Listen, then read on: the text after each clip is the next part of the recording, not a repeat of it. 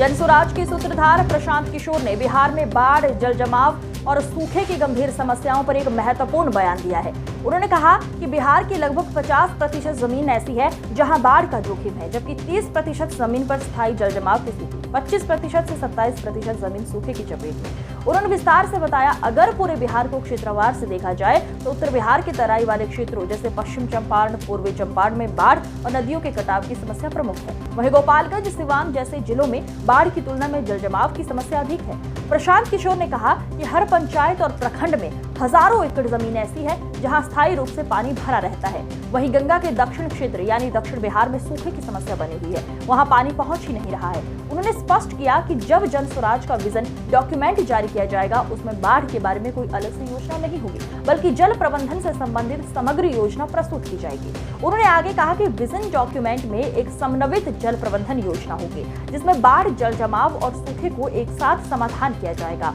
Kosi plan, Gandak plan या सोन कनाल जैसी अलग अलग योजनाओं के बजाय एक इंटीग्रेटेड प्लान होगा जो तीनों समस्याओं का समग्र समाधान करेगा। 50% यहाँ जमीन ऐसी है बिहार में जहाँ फ्लड क्या रिस्क है। 30% जमीन ऐसी है जहाँ परमानेंट जल जमाव है और करीब 25 से 27% ऐसी जमीन है जहाँ सूखा है।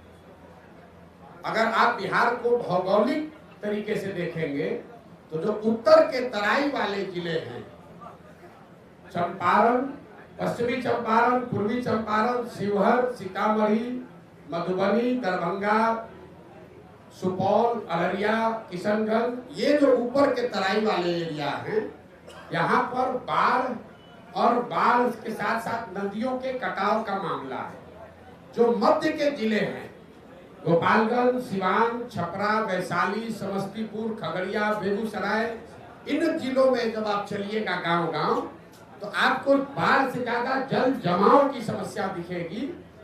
हर पंचायत में, प्रखंड में हजारों एकड़ जमीन ऐसी है जहां पानी परमानेंट लगा रहता है।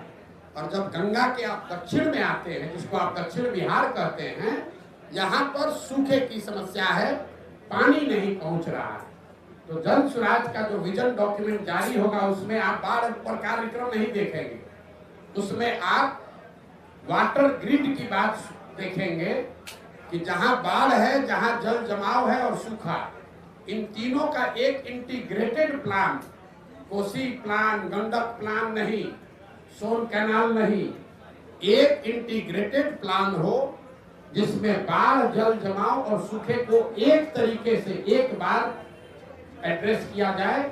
उसका पूरा खाका आपके सामने रखेंगे, उसको देखिए, पढ़िए, समझिए। और आधा बाढ़ का जो समस्या है वो तो इंजीनियरों और ब्यूरोक्रेट्स के कमाई के लिए खुद किया हुआ है।